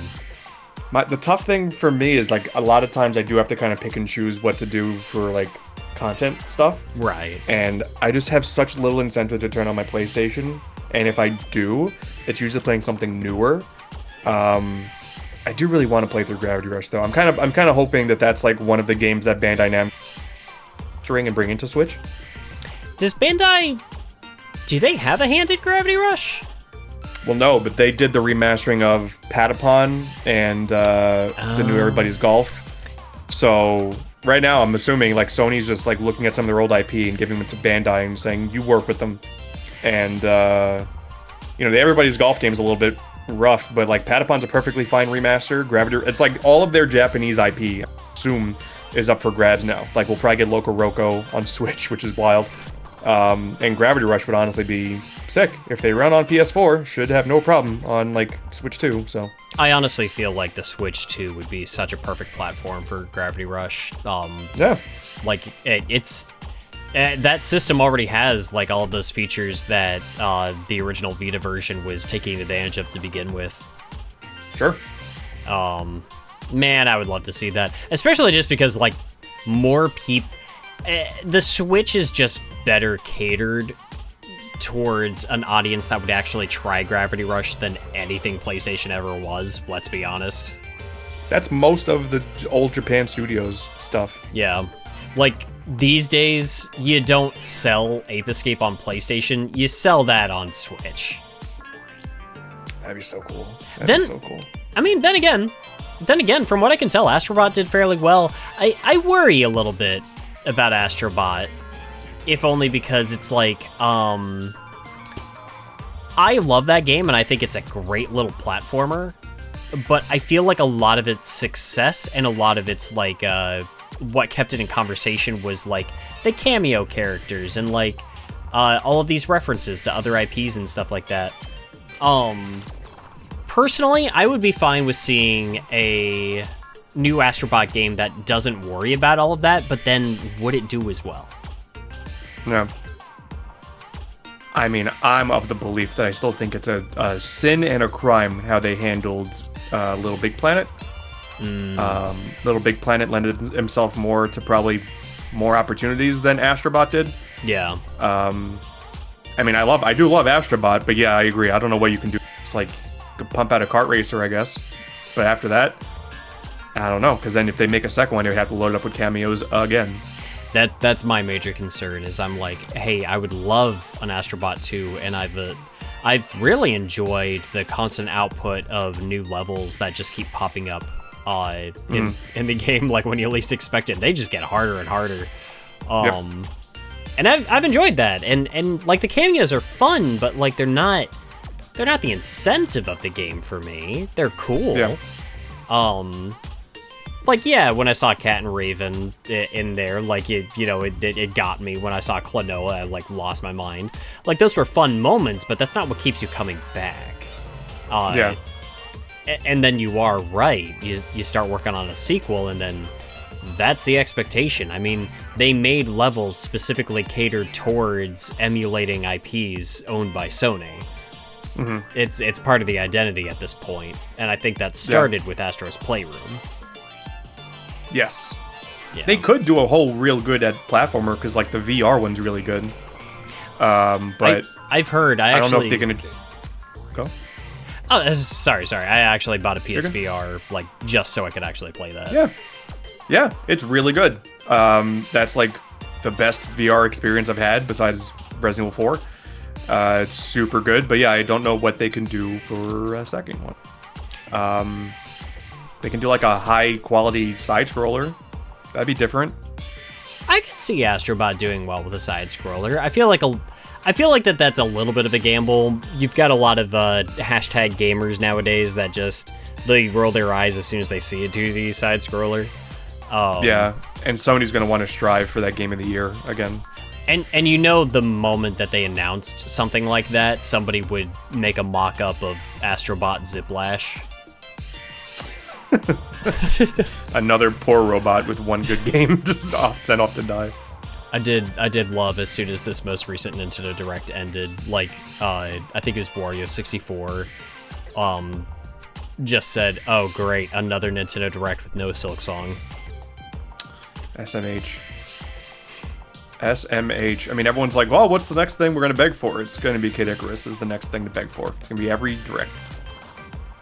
Yeah, Kid Icarus is probably the next like logical big IP for people to, because I think a lot of people have just given up on F-Zero. I dare not speak. Yeah, I would love. I dare not speak.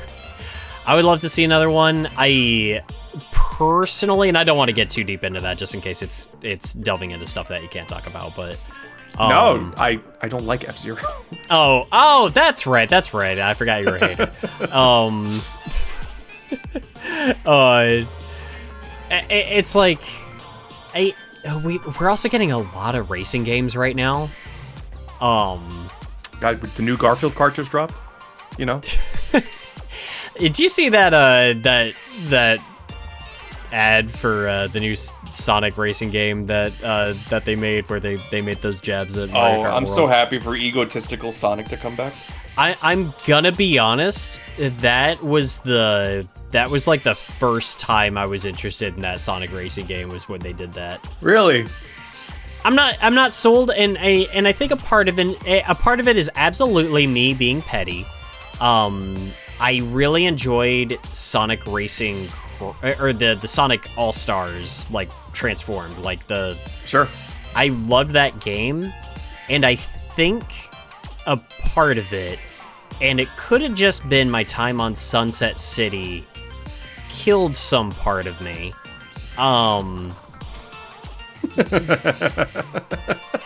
Where I, at this point in my life, I would say I'm more of a Sega fan than a Sonic fan. Does that make sense? Yeah, sure.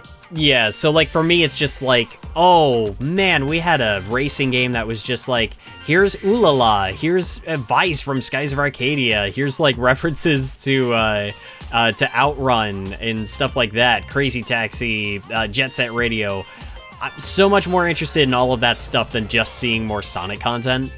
The SpongeBob level ain't doing it for you? I'm not that big of a SpongeBob guy. I like SpongeBob, but like that's not Minecraft. No.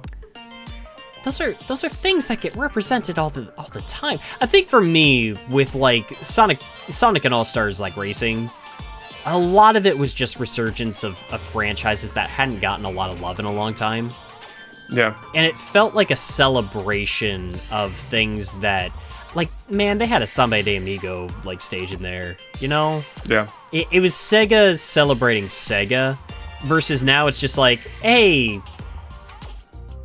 we're doing that thing Fortnite does, where we're just like bringing in other IPs that we can get away with. And I feel like I'm being unfair. It's not, the new Sonic racing game looks really good. Crossworlds? Mm-hmm. Yeah. Crossworlds looks good. And I think people are going to have a blast with it. I'm sure I will get it at some point. I just may not be getting it at launch. Sure. And hey man, I hope people enjoy the hell out of it. I'm sure I will when I finally get around to it. It's just that, like, kart racers aren't exactly my go-to. I have not touched Mario Kart World since Too Many Games. Okay, fair. It's just not my forte. Sure. I mean, I think the problem these companies run into when it comes to these giant fan servicey things is there should be an expectation that they do something else with those franchises after that. It's like what PlayStation ran into when they did All-Stars, and they didn't touch anything after that. So it just, like, not only was the game a flop, it just kind of felt weird, like, afterwards. Transformed, they did all these cool things with all these franchises, and then, you know, for that decade, didn't touch them now. I would hope that maybe they would greenlight another one after this, because they are focused on reviving so many of their franchises. Yeah. Like, it's off in the back burner now. They're still working on it, but the fact we're still getting a new Crazy Taxi, new Shinobi game dropped, and that was good. I heard really good things about that Shinobi. New Jet Set's coming. Like, I would like to think that. I mean, to me, I don't know. It seems like easy money to me. That's such an easy selling point to have just giant fan service cart. That just does not, like, kart racers and Smash clones are like such easy grabs as long as you get someone who cares and is not willing to, I don't know, like, shy away from all the things people love about these franchises. That's why Transformed is still like a damn good game. Yeah. Like, the lobbies are dead as hell, and that sucks. But, like, mechanically and just seeing all these cool levels, like, it's awesome. And Crossworlds would have some of that, but it is mostly the Sonic stuff. And And in fairness, outside of what I might personally be looking for,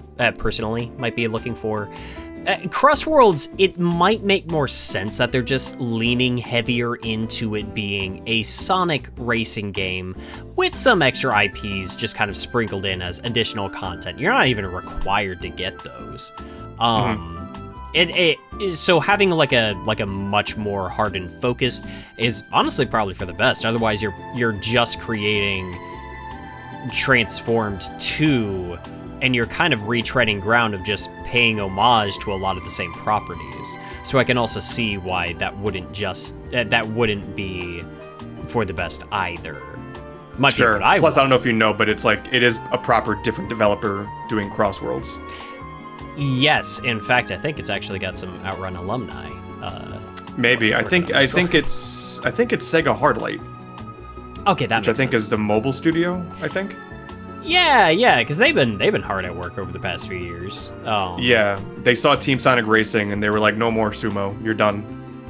Yeah, so, no one ever talks about that one. Yeah, so if they lock in with this new developer, make a new fan servicey one, no, that'd be sick.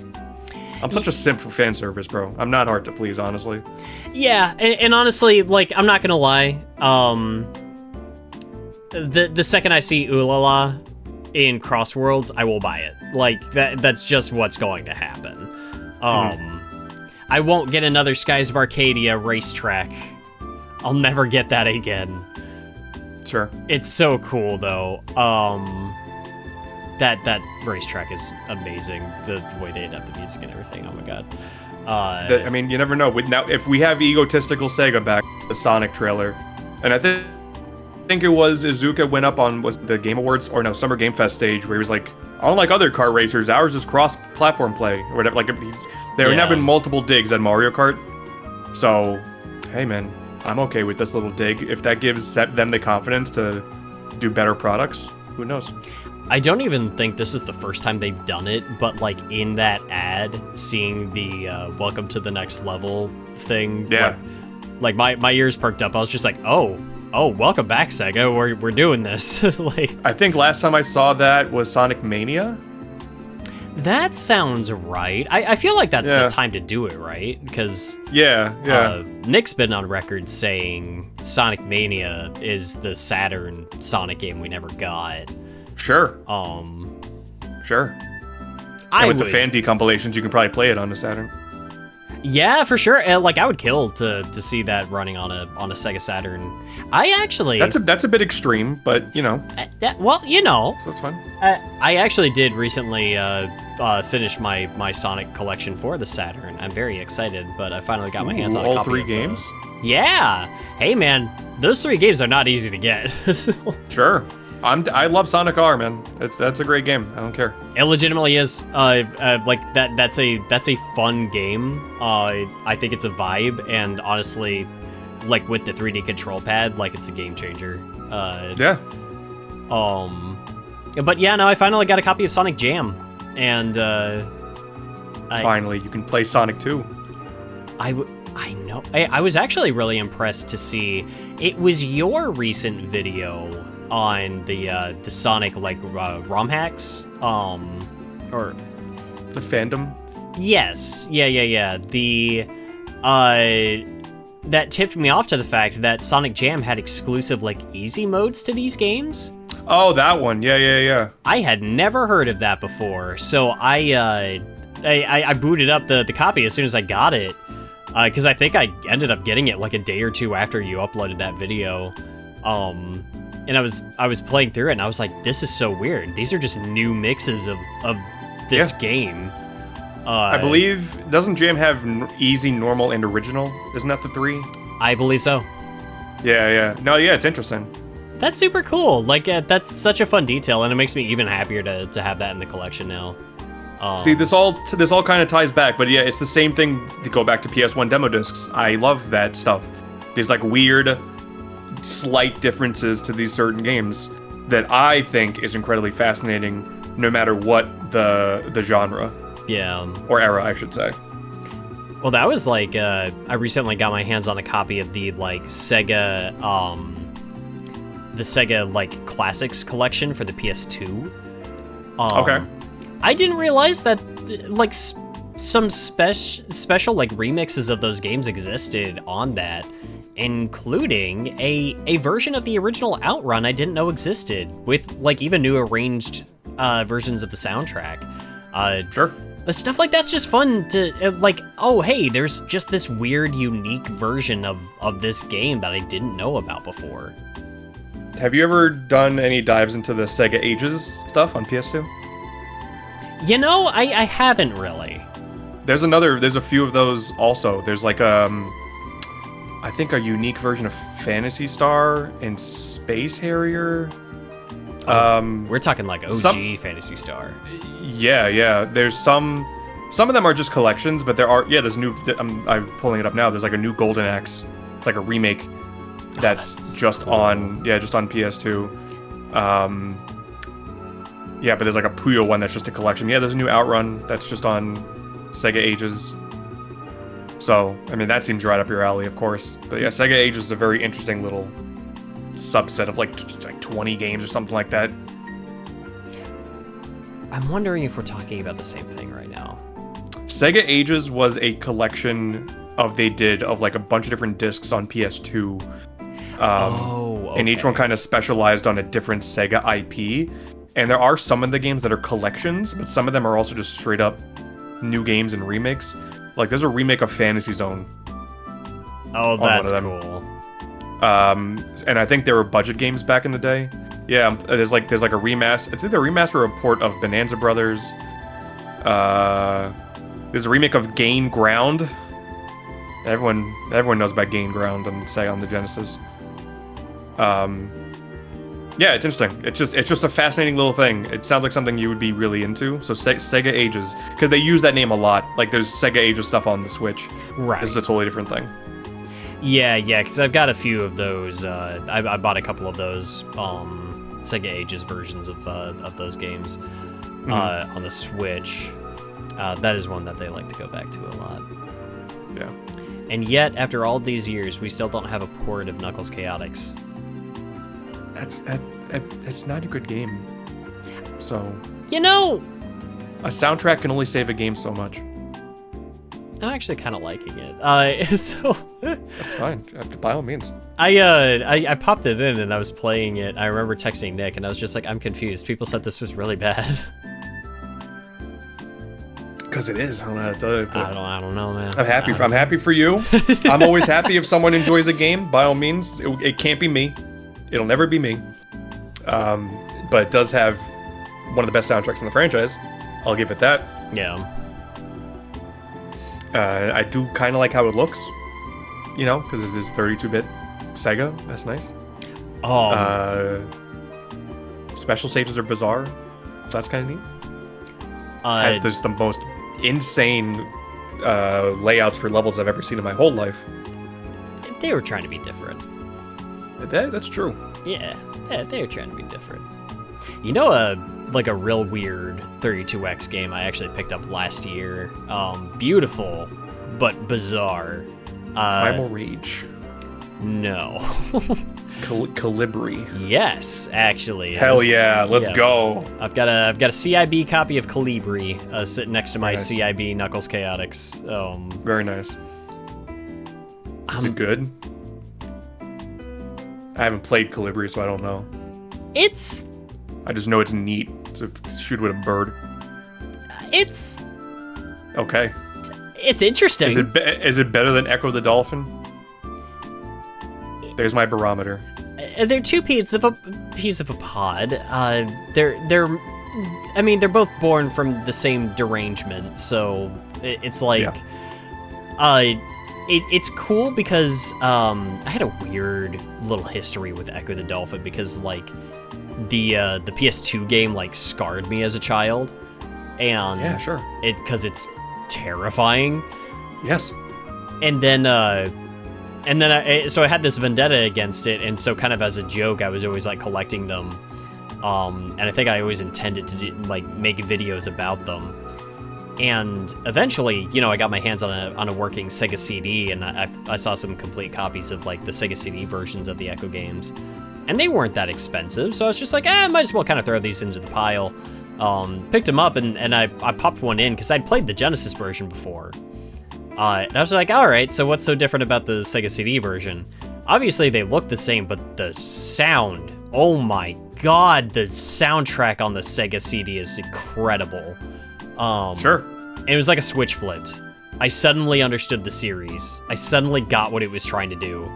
And I had a much different outlook on it from there on. It also could just be that it's like, this is just my era where I'm just going back and just like trying to appreciate retro games in a much different way, and I think my mindset is much more in like how they were developed and stuff like that. And so in a meta context, it's all a lot more fascinating these days. Oh, I'll always have the opinion that I think I posted on Blue Sky once, like the manly urge to stop caring about modern gaming and just play PS1 and Super Nintendo games for the rest of my life. That's the thing. Yeah. It's like 32X is in there. I don't have a lot of knowledge about 32X and Saturn, but like, I would rather just like really dive into that library than be upset about something else in the modern day. Oh, sure. And that's the thing too, is like there's a lot of really good stuff coming out these days too. And I think a part of it too is like, it's easy to get wrapped up in the stuff that we don't care about or aren't invested in or are disappointed by, but we're getting like new stuff every other week. Yeah. Versus like there's still like a giant history of things to go back to. Yeah. Yeah. I really want to play Tempo. I really want to learn a little bit about Tempo. Sure. It's like a 3-game series. There's no relevant. I can't say no one's talked about it, Cyber Shell, but no one else knows about it. So why not? Yeah, I feel like I've kind of led you along a bit of a diatribe here. I always be doing this, honestly. I just like video games. It's kind of all it is. That's how this show works. Honestly, it's probably what we're best at here. I guess. Man, I guess for like just try to wrap it up because I don't want to take up too much of your evening here. It's only been like 2 hours. Jesus. It's been close to it. The time kind of gets away from you. I can just rattle these things off for a while. Like I was talking to a buddy who had watched me watching the Direct, and he was like impressed that every time they like announce a thing or show a thing, I'm like calling back to other things and other references from the franchises and the different everything I would expect the company to do because of XYZ reasons, and like that kind of stems all the way back to everything old NES, Super Nintendo. I just think all that stuff is like, it's so fascinating. There's a YouTube channel out there called The Video Game Live that's just gameplay footage of every old console by the letter. So it'll go, here's every game on the Sega 32X that starts with the letter A. Oh my god. And I have gone through a ton of those videos just like researching because I think it's all fascinating. Like, you know what's pissing me off today? Such non anything. Limited Run. Did you see what they announced today? No. So they announced I want to get the name right. They announced the Nickelodeon Splat Pack for modern consoles. So it's a collection of a few old Nickelodeon video games. And when I say that title, what would you kind of anticipate to be on them? Nicktoons Unite is like the first one that comes to We're going older. We're going older. Oh, we're going older. Okay, Super Sponge for sure. Nope. No. Really? There's no SpongeBob. Really? Correct. Okay, Ren and Stimpy. No. Then not a It's single... fine. It's okay. Okay, that's fine. So it's a 4-game collection. Okay. It has Real Monsters for the Super Nintendo and Genesis. Okay, fair. That takes 2 of the 4 slots. What? Rocko's Modern Life, Spunky's Dangerous Day for Super Nintendo. And Nickelodeon Guts for Super Nintendo. All those games are horrible. They're all, like, objectively bad games. Super Sponge. And right like there. I get that when it comes to Nickelodeon, there's probably not as much to work with as like Cartoon Network, but what a terrible collection of video games that is. Dude, Rocko's Modern Life on Super Nintendo is horrendous. Because people at least liked the Ren and Stimpy one, right? I believe it's a little bit better. I mean, there's a lot more Ren and Stimpy games for sure. I played a Game Boy one as a kid that I thought was decent. I mean, low bar, but... Yeah. But yeah, like, I get, like, kind of abnormally mad about that, because, like, there was actual good games back there. Yeah. And we just don't... Screw it, I guess, you know? Was there ever...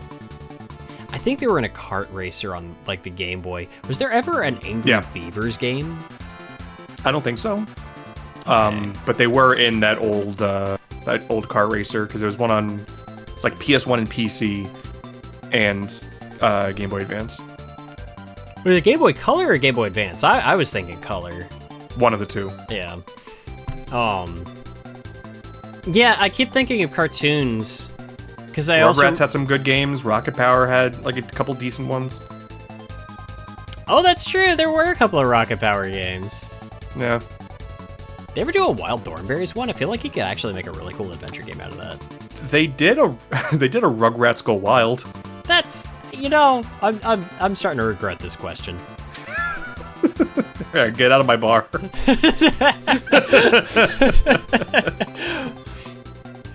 Oh god, we had that on like VHS. I'm pretty sure when we were kids. Was that VHS still, or was that? Did they? Yeah, make that I think so. I think so. Probably I think both. so. Probably both. Man, I'm sure that was both. We were in that weird transitionary period. I was in like that perfect period of time where it's just like, no, some of my music was on cassette tapes. Some of my movies were on VHS. Yeah. I had a bunch of the Darkwing Duck VHS tapes as a kid. Oh, so Darkwing Duck's good. Oh, Darkwing Duck's awesome. That show holds up. Still dying that they haven't done like a Disney Afternoon Collection 2 or whatever. Yeah, because they have enough to work with. Did the first one not do well? I don't know. It's not on Switch. I mean, Capcom's been doing a lot of like their because those were Capcom, right? Yeah. Yeah. It's on Capcom or on Disney to get off their own ass. Yeah, because Capcom's been playing ball with a lot of like collections and stuff. Be cool of them to see Legends make it onto something, but then as soon as they do that, people are going to be hounding them for 3. The fact that they were ballsy enough to give us Star Force before Legends makes me think my conspiracy we're getting remakes of Legends. That could be interesting. I will. That's my conspiracy. I will say though, and it could just be, you know, crusty old man kind of stuck in his ways. The Mega Man Legends games have some of the best portrayals of like what you can really do with that era's like style of 3D that it would almost be a shame to see it updated. I think if they cel shade it, it could do fine. That's possible. But also Capcom has not really had many misses as of late.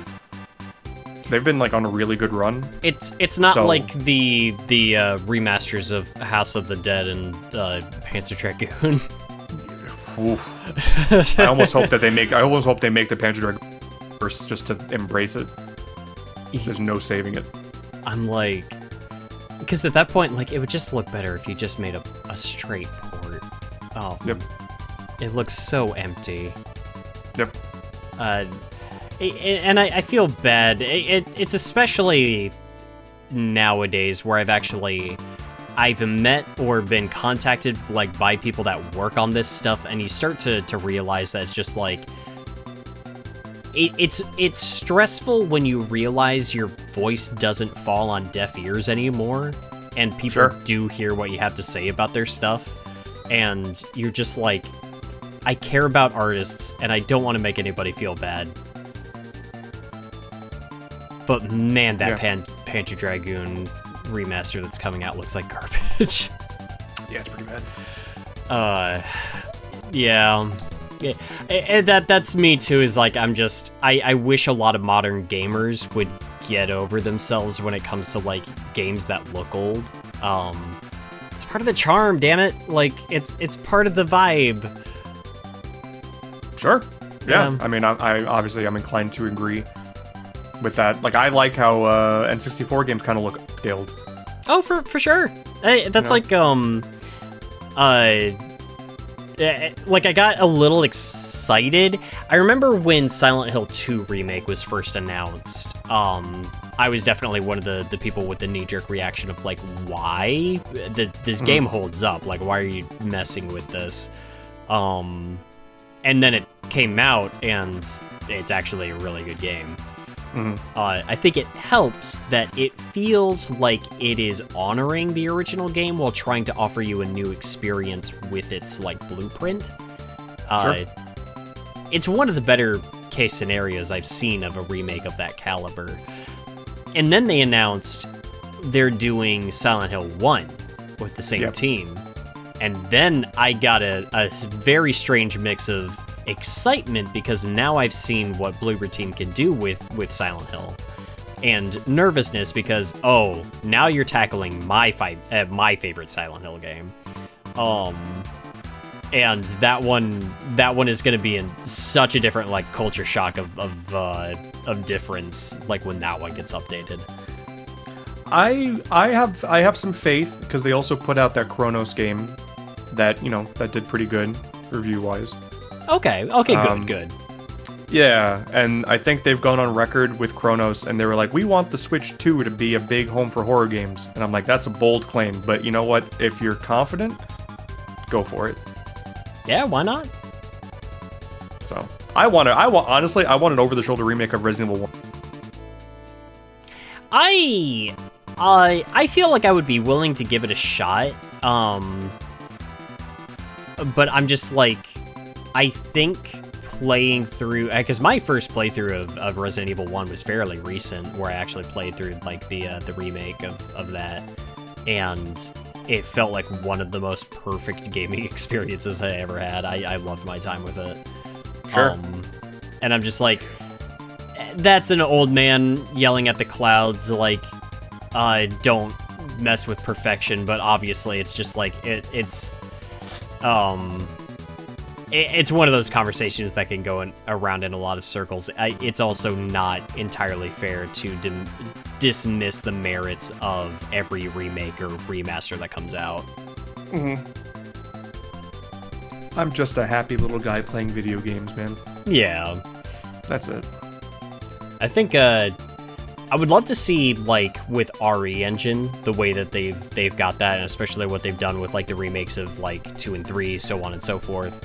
I would love maybe instead of a remake, I would like to see a new take on like Dino Crisis, like with that. Sure. Yeah. Sure. Then license it out to Square, give us Parasite Eve in that fashion. Yeah, Parasite Eve would be another interesting one. That's a neat game. Yeah. That one's cool. Do you see Perfect that Christmas game. Yeah. Do you see that? I feel bad because I feel like I bring up a lot of topics I've talked about on the show before, but I always get excited talking to new friends about certain things. Do you see the trailer for that one game that's kind of taking Parasite Eve as an inspiration? It's an indie game, right? Yeah, .45 Parabellum Bloodhound. Yes. Yeah, I'm excited for that. I don't think we have a release date. Oh, but that was like, I saw the trailer for that and I was like, ooh, yes, please. Actually, this is not the game I've seen. There's another game that's Parasite Eve kind of. All right, cool. So that means there's more than one game that's trying to be Parasite Eve. Yeah, there you go. What's fun is Parabellum. Bloodhound. Okay, there we go. Bloodhound is being published by the same company that published Valhalla. Oh, nice. Yeah. So, And you like that game a little bit? I like that game a lot, yeah. Yeah. That was the game that got me to start giving visual novel stuff more of a shot, because I was like, oh, there's some good stuff here. Yeah. I should be playing these more because I enjoyed this, and I would probably enjoy more of this if I actually gave it the time of day, which I should. I'm trying to scroll. There's a few. God, there's a lot of indie horror games. There's one that like looks like Parasite Eve, but when you aim, it turns into like RE4, like behind the shoulder. The camera like just swoops behind your back and then goes back to top down. Yeah. God, I love video games, bro. Did you ever play Slipstream? No, that's the Outrun like, right? It's got a bit of that. I'd say it's like, I kind of look to that game for different things than I do Outrun, but there's definitely an overlap. Yeah, I think I've seen you playing it, maybe on my friends list or something. Yeah, I feel bad for, it's funny, I'm sure people have been seeing me frequently just, like, hopping on to, like, a Digimon, and it'll just be like, Wayne's playing Cyber Sleuth. I'm usually not. It's usually me just, like, popping on to check on how things are doing. I haven't had the time to invest in it, and I've mostly just been wanting to re-experience the story before Time Stranger comes out. So I decided to cheat a little bit, because the Switch version of Cyber Sleuth, for whatever reason, handles its internal clock weird when the system is in sleep mode, because it just keeps on going. Yeah, I've been there before. And yeah, a few games do that. I think UFO 50 does that. There's a mechanical like 15 extra hours. Sorry, go. Oh, you're good. Yeah, in Cyber Sleuth, there's a mechanical benefit to that. Because you can drop off Digimon into this little Digifarm, and as time passes when you're out on your adventure, they continue to just level up and gain experience. It slows down the higher level up they get, but my Digimon are, I have like a level 92 Jessmon that I did not earn through normal means. It was mostly just waiting, and like I'll be at work and this thing is just gaining experience, and then I'll like digivolve it up and down until I just have a completely broken monster to go fold things in half with. Terrible. Yeah. Terrible. The integrity of these Digimon is just squandered. Won't be able to get away with that with the new one. Good. Yeah. People like you kidding me? It's funny too. I've seen that demo is like maybe 3 or 4 hours long, and I've seen people log like 20 hours or so into it. They are like turning that thing inside out, just messing with every mechanic possible. Sure. Yeah. When it comes to Digimon, bro, it's whatever you say. Yeah, You could tell me literally anything, and I'll be like, that's crazy that they do that, because I have no basis for Digimon. Yeah. Like that time, God in Digimon, wiped out like 90% of the population with a virus, because there were too many of them. That almost happens in Kirby. That actually did happen in Digimon. I actually covered that in the most recent video. There you go. Yeah. It was just a marketing tactic so they could make like cool, spikier designs of pre-existing Digimon. I'm sensing your Digimon's going off right now. You're holding back so hard to not just mansplain to me all of Digimon. I can't do this. I can't do this. I gotta. One day. One day I'm gonna run out of Digimon to talk about, and then everyone's gonna leave. No, it's not true. Yeah, not at the rate they're going. Oh man. Well, I definitely apologize for the lack of structure with this conversation. Kick me out of your bar, bro. Commit to the gimmick. You can't go home, but you can stay here. I gotta have to slide that cute little "Hey, you're being cut off" card. Oh. But think of all the rude things I could say when I'm drunk. You know, maybe we don't have to find out. Maybe, okay. Yeah, that's okay. It's only me in this bar too. That's crazy. The business here is not. I mean, I guess with the tariffs, you know. It's like just kind of the best that we can do here. It's a like a 25-year-old console. It's not as much kick in here as there used to be. In my mind, I'm like, I hear no audio for this bar. It just is a dead silent bar, but I really hope you just superimpose, like, the Dreamcast is running a disc sound.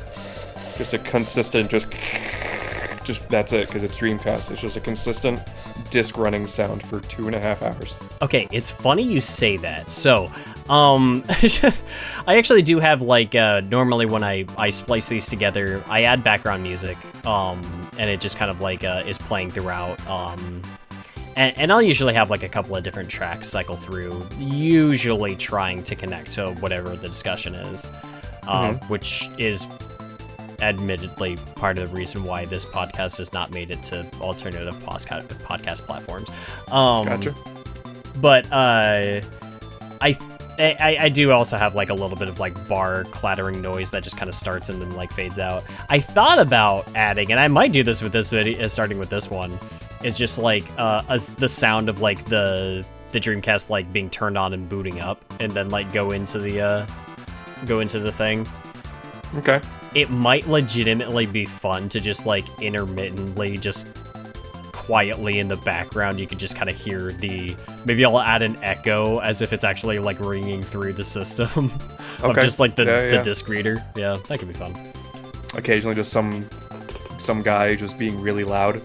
Just a random yell in the back, you know? Yeah. Just find like random death yells from Dreamcast games, splice them in. Yeah. That could be fun. Alright, I'm leaving this bar without paying. Well, before you do that, Anthony, Oh. where can people find you, and is there anything that you're working on that you would like to plug? YouTube, Twitter if you want, I guess. I'm Blue Sky, AntDude92. Also, second channel, AntDude Plus on YouTube. What am I working on is a damn good question. I'm late to the party, but when I'm recording this, I'm working on an Undertale video. Ooh. Because Undertale just hit its 10-year anniversary. What? Yeah, it was yesterday. 10 years. Oh my god. Yep. All right. So I'm late. I'm gonna be late to the party on that one, but I'm working on an Undertale video right now. Okay, fun. I'll be looking forward to that. I'm talking about Undertale, Deltarune, and I wanted just to show off some fan projects because I think Undertale Yellow is incredible. Well, you were the one that was like kind of babysitting me through the Snowgrave. Yeah. Well, Yeah. it's the weird route now. The weird route. Right. Yeah. But yeah, that's it. There's probably more Sonic stuff in the future. I don't know. Kirby Air Riders, that's obvious. Oh, sure. You know, I'm a Nintendo shill now, so that'll happen. Yeah, that's about it. Well, all right. Thank you once again for joining tonight. I really enjoyed having you on here, and I hope you enjoyed it as well. Of course, not at all. Not at all. Drinks are terrible. Drinks are terrible. The pizza I ordered is still not here. We serve pizza? Kind of a shoddy operation. Someone asked me if I wanted the pizza, and then walked to the back. So I don't know if might have something under the VMU shaped jukebox over there. I can dust off a slice, I'm sure. It's better than anything else I've gotten tonight. Yeah, well. For anybody listening, of course, this episode will go live 1 week early first over on Patreon. And no matter what tier you are, as long as you are paying something over on Patreon, you get this a week early. After that, it goes live on the Ram on the Rocks YouTube channel. We will be back soon, next month, of course. And the next major video will be Skies of Arcadia, but I'm planning on having some smaller videos out before then too. Thank you once again, everybody, for listening. Thank you, Anthony, for joining, and we will see you next mission.